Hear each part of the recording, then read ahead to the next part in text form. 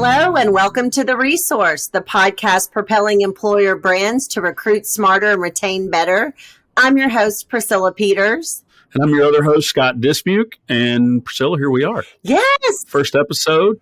I know, very exciting. We talked about this a while. Yes. Yeah, absolutely. Yeah, I feel like we've been saying every time we'll be in a meeting or we'll be collaborating on something, because I know we do a lot of projects together. We're always like, yeah, we got to, and podcast has been on the list for months. So here we are. Very exciting. I know. I'm looking forward to this. I know we got a lot of interesting guests that we're going to have. I don't want to drop too many hints, but, I at least want to entice people to subscribe and come back and listen in future months. Yeah, it's going to be fun. Why do you think this is a good time for us to launch this, Scott? Oh, gosh, I think there's a lot of reasons. I think probably first and foremost, you have to just kind of look at the economy.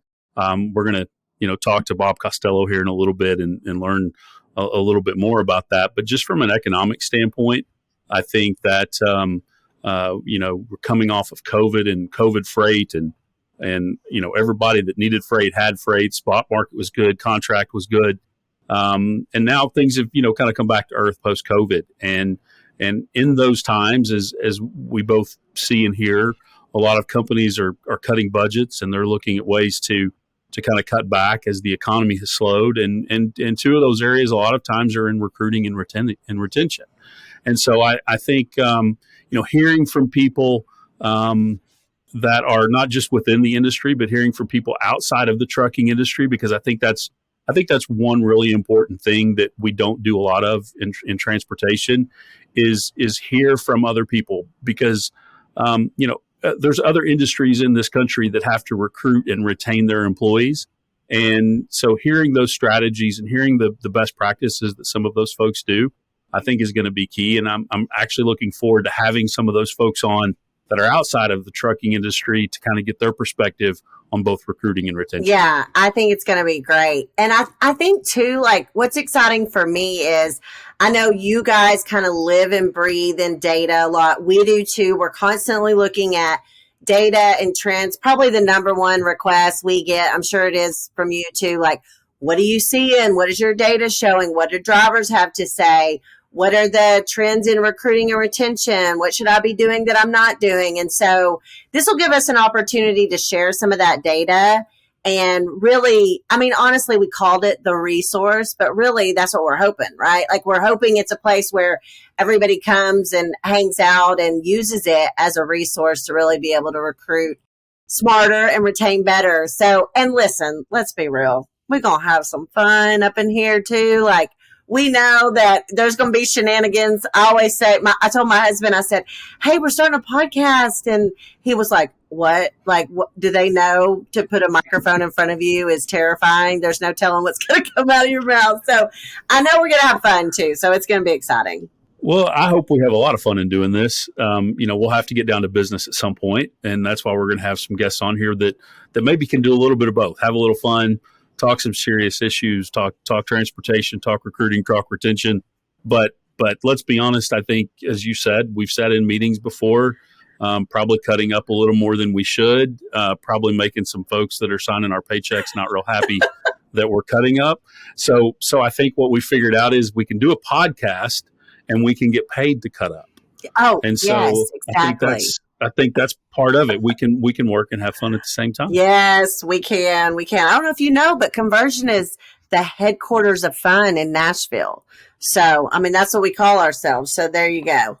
Well, let's not poll my employees and ask them if we're at headquarters of fun. Oh, we may not go that high on the fun meter around here. I don't know. Oh, I'm sure you will. All right. So we have a really cool guest today. So let's kind of get down to it. What do you say? I'm in. Let's go for it. All right. Well, Scott, today we have an incredible guest joining us. I've had the honor of getting to know him because he's been a keynote speaker off and on for several years, right, Bob, at the Recruitment and Retention Conference. And he, by the way, Bob, you always get great reviews. You always get great scores at the end. Everybody, your keynote is always a hit. You always bring really good information to us. And so I always say, don't take this wrong, but I always say you're an economist that keeps me awake. So that is, again, that's definitely a compliment. So, but we are honored to have you here today. We're super excited about the information that you're going to bring to us. So please welcome Bob Costello, Chief Economist with the American Trucking Associations. Bob, it's great to have you today, man. We really, really appreciate you joining us.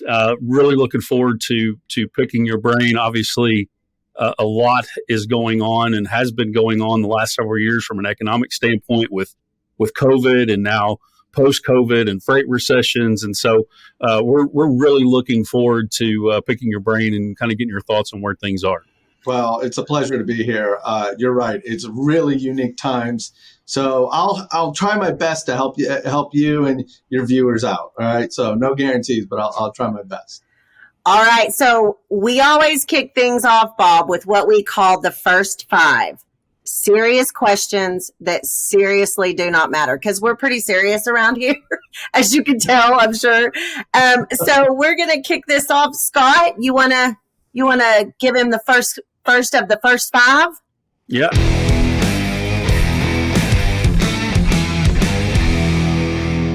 Hopefully, Bob, these are questions that you've never been asked for or asked about, but we're going to give it a shot. So in your opinion, what is the best sandwich?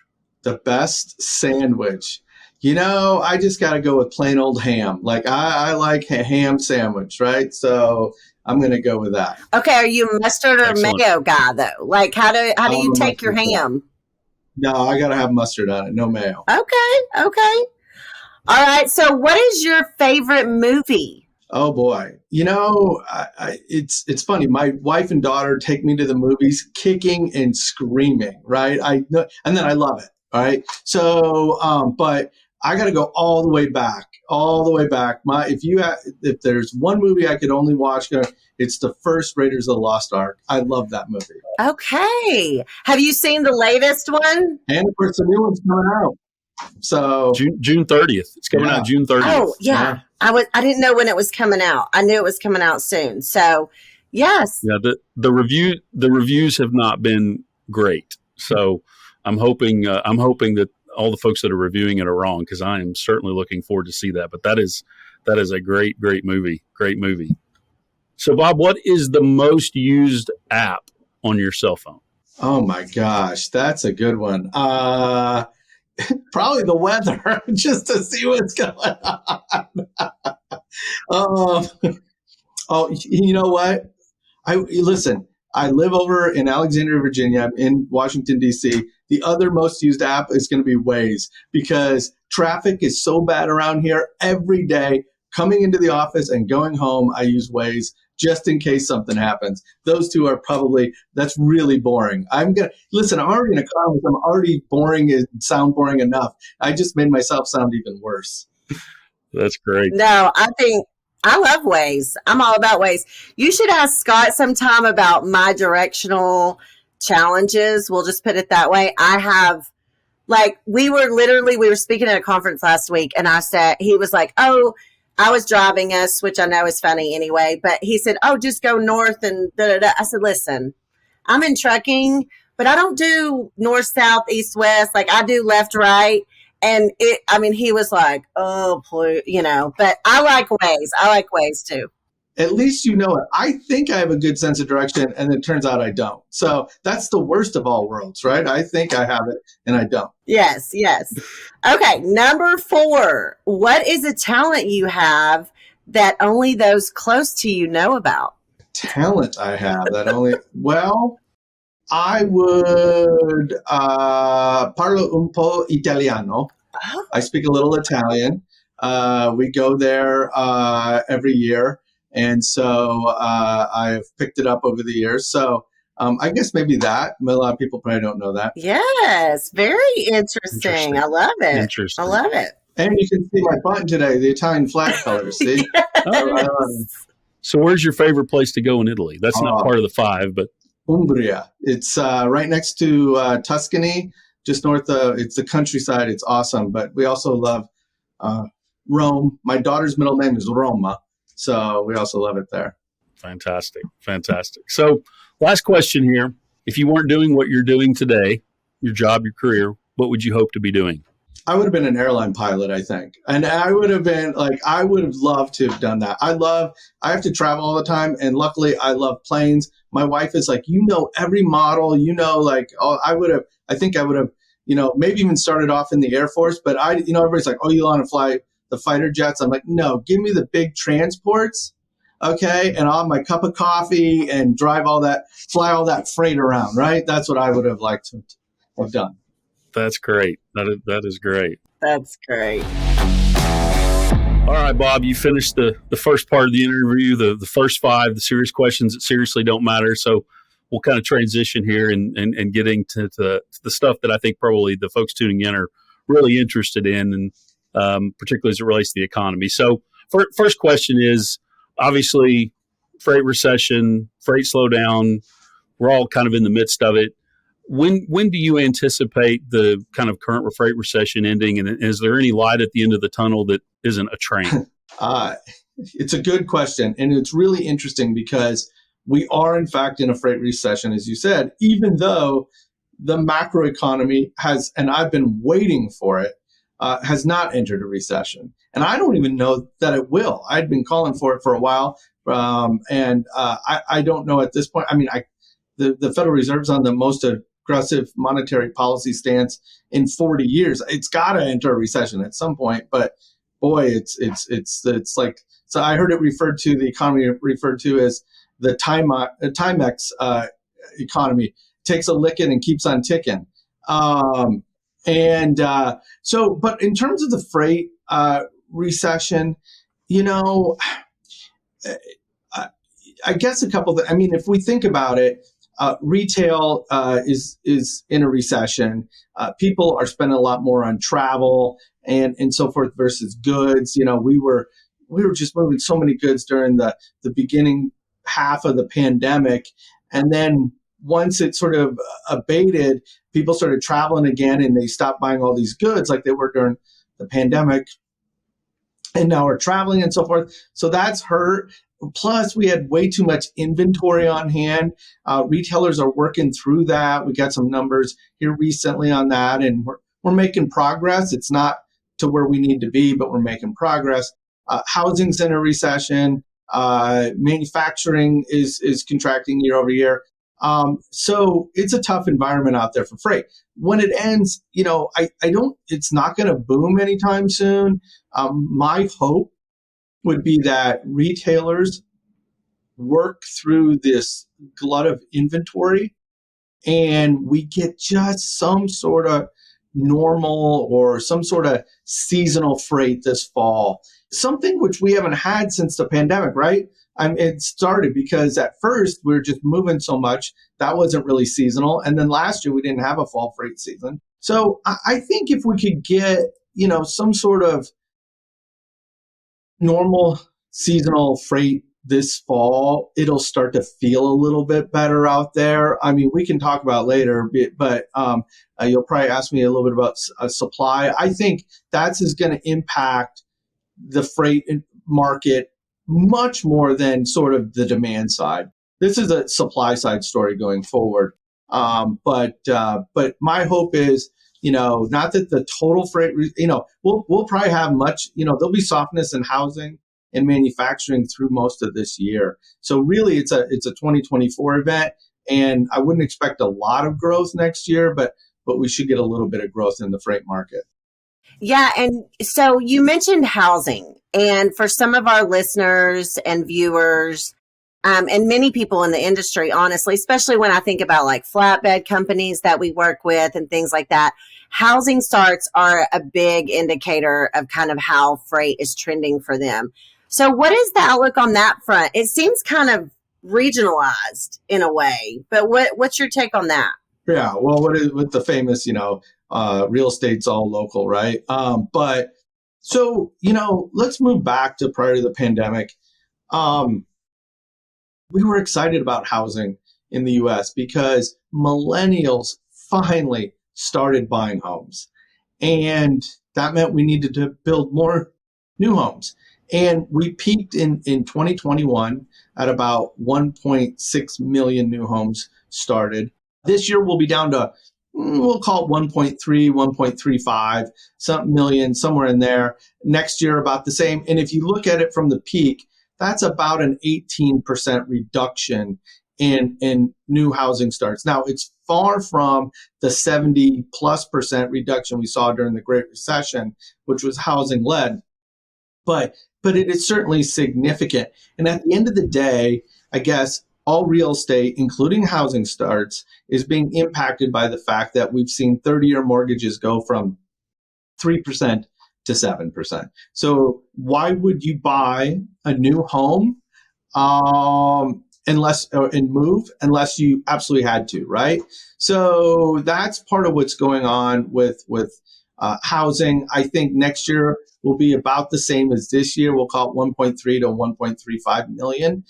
Again, much better than we got down to 500,000 down during the depths of the Great Recession. So significantly better than that, but not, over 1.6 million we saw in 2021, 2022.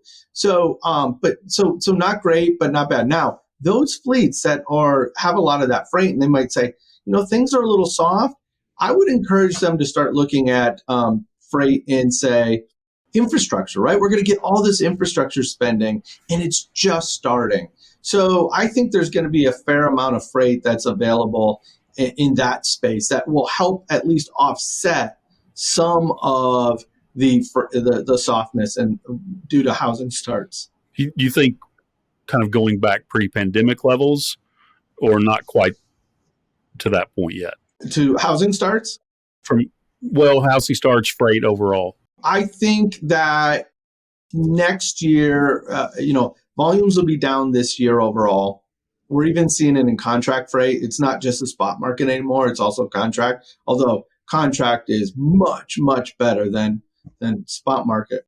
Next year, I would love to get back to sort of that 2% growth than loads that we're used to seeing. That would be my hope. So not falling off a cliff in the contract market, but certainly April, May, we're down 3-4% year over year. Now the spot market's down significantly more than that, 50-60% year over year. So not too bad. But next year, I'd love to get back to just that boring old 2 to 3% growth in freight. Nice. Well, kind of going back to COVID, we saw a lot of carriers raising pay. We saw a lot of carriers looking to different pay models like a guarantee pay. So those incredible increases that have come out in the last couple of years, have those pay increases for drivers impacted the industry, you think? Oh, yes. I mean, it's impacted it in many different ways. Driver pay is the number one expense for most fleets, right? And by the way, this idea that the driver market doesn't work like other markets, baloney, right? We saw, not enough, way more demand than supply of drivers. And what happened to price? That's their pay. It went up and went up significantly.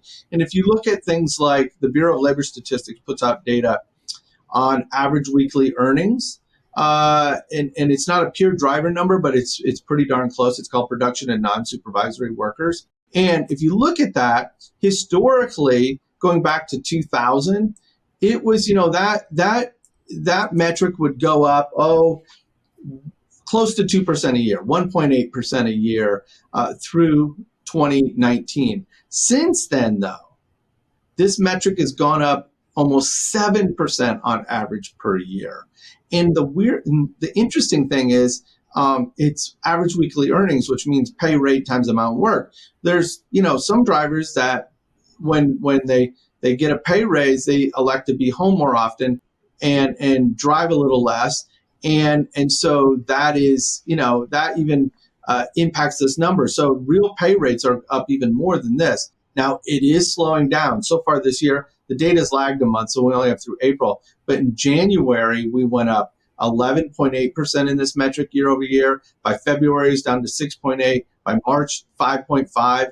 And April, 4.2. So it is slowing down, right, as freight slows down and so forth. But but the good news is drivers are making more money, especially if they want to. Those that want to be home more often, that, it has impacts on productivity levels, but they're electing to do that. But most drivers are making more money. It was one of the few occupations that during a year ago that was beating inflation in terms of wage gains. So that was good for drivers, but it is slowing down as the economy or the freight economy slows down. So you said one thing there about productivity, and I saw some notes from I think a webinar that you did a week or so ago, talking about specifically the raise in pay and driver productivity.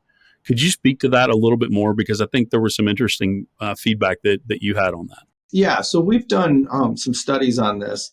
And what we found is, and it ranges from 20 to 40%, but from most fleets. So fleets will tell you somewhere between 20 and 40% of their drivers, when they get a pay raise, will work. Let's say, we'll just make up the numbers. They get a 10% pay raise, 20 to 40% of their drivers, we'll call it a third. A third of drivers will work 10% less, make the same amount of money, and be home more often, right?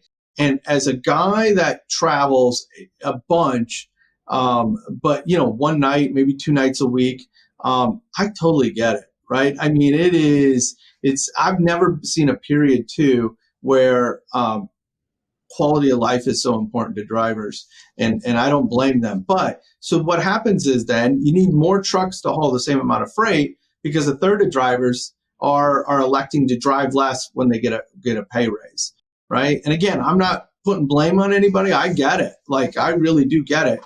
But that also tells us, I know, and you guys do some great surveys for drivers and what's important to them, and pay is always up there at the top, right? I mean, I think it really is for any of us, right? I mean, it really is. I'm not surprised by that. But I will tell you what, I think the younger generation, and some more and more drivers than we used to see, pay is still important, but there's other things that are equally important or rising in importance. And it's around quality of life and so forth. I mean, I know I've got, a few millennials working for me, and there's things that make them, yes, money's important. They want to make money, but there's other things too. And I think you're seeing more and more drivers where that is the case. Yeah, we see that a lot. And I know a lot of the data that Scott, you guys have at PDA, it is the quality of life. Those specific issues and concerns for drivers have really risen to the top as of late, for sure.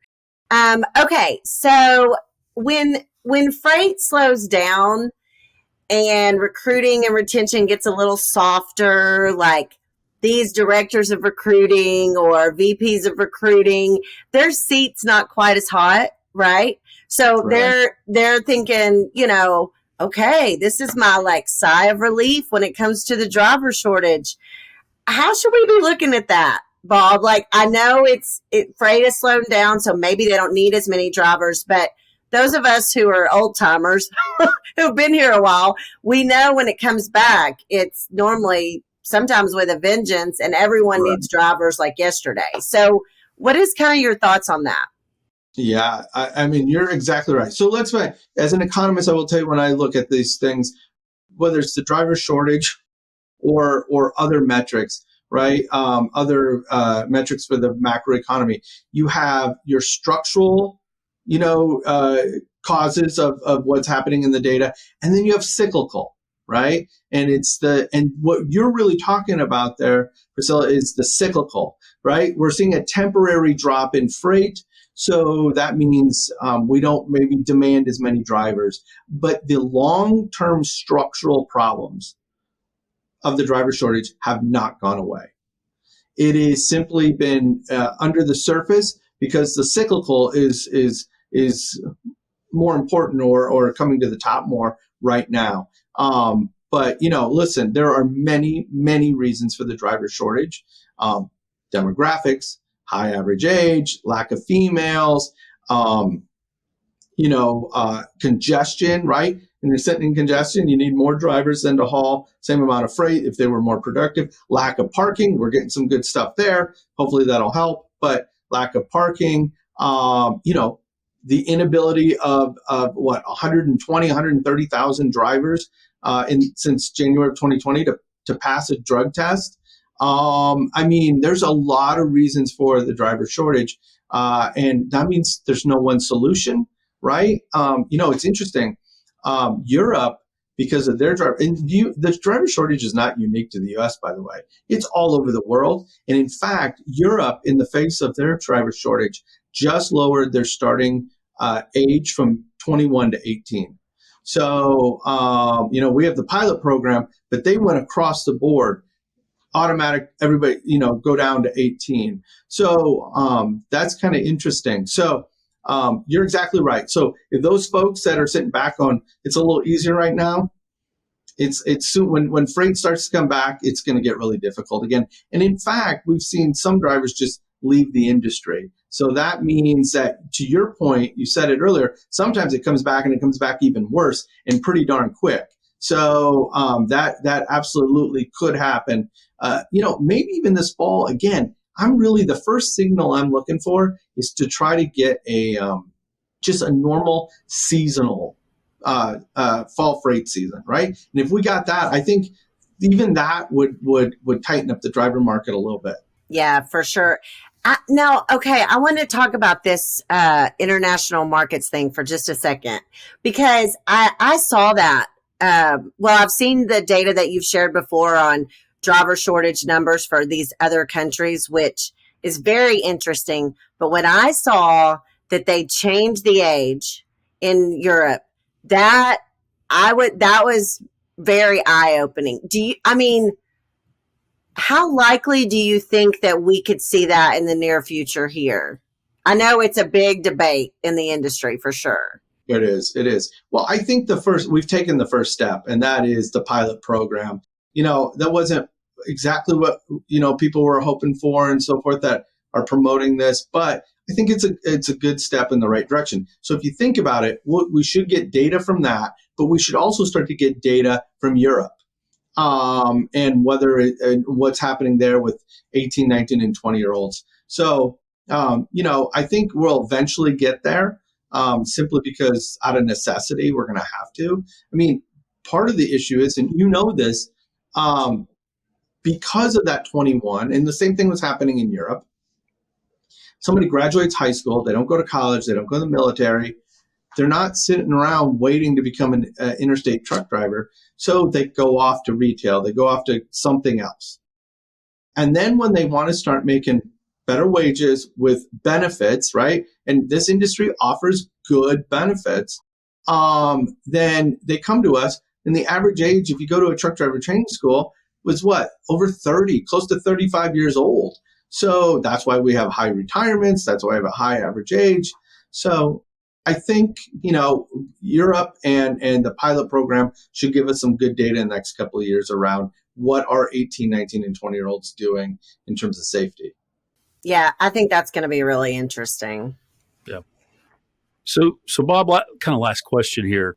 Over the past couple of years, we have seen and we've heard from drivers that a lot of carriers are adjusting their operations model. So we've kind of touched on a few of those things during this. We've talked about an aging workforce. We've talked about a younger generation of drivers that are either entering the market or hoping to enter the market. And that younger generation, like you said, they have different priorities. And a lot of times that priority is home time. So we've seen a lot of drivers that have come into the market that want to be home daily, which is not a big shock. There's daily home time is always a big deal, or at least through the house once, twice a week, maybe even for weekends. So we've seen a lot of carriers shift their operations model to accommodate that. Do you think that we're seeing maybe an end to the days of that traditional over-the-road truck driver? Well, you're absolutely right. We've got data that shows, dedicated freight has just surged exactly for what you're talking about, right? So that the drivers are on a regular schedule. They know when they're going to get home, once a week for a couple of days. And we've seen more regionalization of freight over the last, 15, 20 years. That helps as well. And that's sort of, we'll continue a little bit. I think we've gained a lot of that, but there's still going to be still some over the road stuff, right? You can't get rid of all of it. I just think it's too difficult.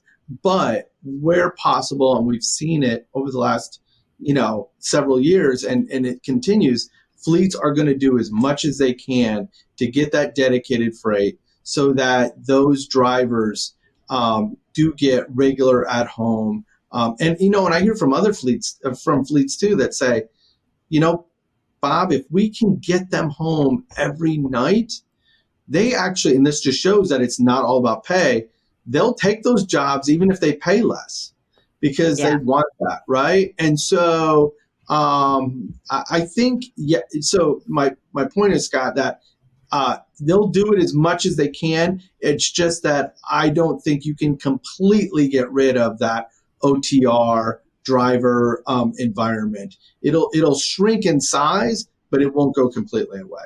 Gotcha. That's interesting. Yeah, I think it's going to be really interesting to kind of see how all this plays out, especially as the economy comes back, and how do we recruit and retain in the new economy, if you will, the new normal. So, well, Bob, this has been great. Thank you so much. You've provided so much good information for us and our listeners. We just encourage everybody to follow Bob. I know you're a Twitter guy because I follow you on Twitter. So, as do I.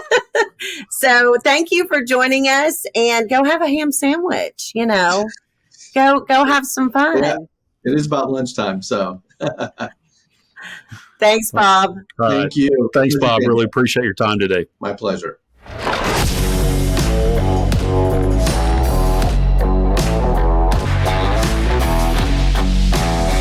All right, everybody. Because the show is called The Resource, one of the things that we want to make sure that we're doing on every episode is providing you with resources, with information, and things that have really kind of recently caught our eye, particularly from a data standpoint, but ultimately to help you recruit smarter and retain better. So, Priscilla, I'm going to let you kick it off. What do you have for us today? Yeah, so just a few weeks ago, we released our spring 2023 driver survey. So if you haven't gotten that, you can go to theresource.conversionia.com and check it out. Any of our websites will have it. But it was our recent driver survey, and we asked them a lot of things. But I'm going to tell you one of the things that stood out to me was actually we asked them, how often are you recruited by other carriers? And over 50% of the drivers said once a week. Now, Scott, you know me well. You know this is a soapbox that I like to get on. But here's the deal. Listen, at any given time, this is what I always tell carriers, because I think this is where carriers drop the ball sometimes, and they don't really focus as much on this. But at any given time, your drivers are being recruited. So it should be by you. So, we tend to put a lot of emphasis on recruiting potential drivers, as you should. Like, that should be one of your primary strategies from a recruiting and retention standpoint. But let me tell you something. If you don't have a strategy in place to actually recruit your current drivers, then I feel like that's a big gap in your strategy. So, and what I mean by that is it's almost like I always say to my husband, I always use the analogy of like husband and wife. And like, even though we're married, like, we've been married 15 years. We're still dating. You know what I'm saying? Because if he's not still quote unquote courting me, things might get a little dicey around the old house. Right. So, I always say, like, you gotta be always recruiting your current drivers. It's so important. And this latest survey tells us that yet again. Guess what? Other carriers and other employer brands are recruiting your drivers. So if you're not, you can be guaranteed someone else is. So I just thought that was really interesting. What do you got? Well, a couple of things on that. So to your point, I'm going to drop a little bit of a hint here. I'm not going to give away too much, but I give a little bit of a hint maybe for future episodes. But one of our next guests in the next couple of episodes, I think, is going to speak a lot to that, who happens to be in kind of more of the sports arena. Ooh. So that's just a little bit of a hint, but particularly that whole, not just from a recruiting standpoint, but from a retention standpoint, and how you continue to recruit your employees. So that's just a little tidbit, just a little bit of a teaser there. So here's my data point. I'm actually pulling from the same source from our spring survey that we just released. So one of the first questions that we've asked, we've been doing these surveys for three or four, the last, couple of years? Yeah. And so the first question we've been asking is, are you currently looking for a truck driving job? And so we started asking that question, I believe, in the spring of 21. And this last survey, 33.8% of the drivers told us that they were not looking for a truck driving job. That was the lowest since we started, kind of monitoring that number. Back in the fall, so when we released our fall survey, which I think we conducted in late September, early October, released in November, that number was, that number that said they were looking for a job was at 40%. So that number has come down to 33%, which is interesting. It surprised me a little bit because we've seen turnover up for the last couple of quarters. I think what we've learned is that turnover occurs in all economies, right? So you go back to COVID, and when freight was great, everybody was raising pay. So turnover was up because drivers were in search of that higher pay rate, right? So now, and we started seeing this at the end of Q3 of 22, is the freight started to slow down. Now that turnover is occurring, it's really occurring more from drivers looking for miles, right? And I think a lot of drivers, not really fully understanding that this is a industry-wide issue. It's not a company-specific issue. So I think that kind of speaks to kind of where we are. So I was a little surprised that number of those looking for a job was the lowest. But if you dig into that a little bit more, and some of the questions that we ask as to if you're not looking, why are you not looking? So a couple things to point out. Number one, 6.5% of the respondents said that they had retired from trucking. So I don't think that's an insignificant number. I think 6.5% is a pretty decent number when you look at if you lost 6.5% of your current workforce to retirement. That's a large number. The other two numbers that we saw in that is 17.2% of the drivers said that they needed more experience. And then almost 10% of the drivers said they were afraid to make a move in this economy. So if you take those drivers looking for more experience and those drivers afraid to make a move in economy, that's about 27%. Those are drivers that we know that the economy is going to turn. Bob was just talking about it a little bit ago. We know that the economy is going to turn, and it's going to turn relatively quick. When it does, freight will be back to maybe somewhat more of a normal, kind of freight market. And then you've got those drivers that are just needing more experience. So that 26 to 27% that told us they're not looking for a job very well could be looking for a job in the next 6 to 12 months. And so from a retention standpoint, going back to your earlier point about always be recruiting your drivers, not as well as the drivers you're wanting to bring in, I think that 27% speaks to that, because that is going to be where the tightening of that market comes, the driver market comes in that Bob was talking about. When it happens, it's going to happen quick. And that's where that 27% is going to come from, in my opinion. Yeah, no, I agree. And the thing is what's interesting about that too is a lot of times people say, well, since I don't really need tons and tons of drivers right now, what should I actually be doing? This is a time where you put some things in place that help you establish what we call brand preference for when the drivers are looking. So yes, there's not a ton looking maybe today, but when that switch is flipped and they do begin to look, they're going to remember brands they've encountered. They're going to already have a brand preference kind of established. So, I think that's really interesting. And it is, when you look at those reasons, like you said, there are kind of some little segments of that indicate, it could get interesting when it does come back. So that's just some great kind of data that we had to share today as far as the resource goes. So, hey, thanks for listening. This is our first episode.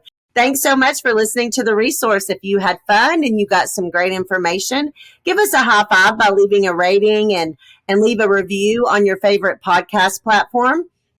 And don't forget to hit that subscribe button so you never miss an episode of our shenanigans, because we know there's going to be some. Absolutely. Yeah, and we definitely want your feedback as well. So if you've got questions or feedback that you'd like to share, hit us up on social media. You can reach out to us via email. But we'll be back on our next episode with more fun, definitely some data and some information to help you in your recruiting and retention game. Thanks so much for joining us, and we'll see you very soon. Bye, guys.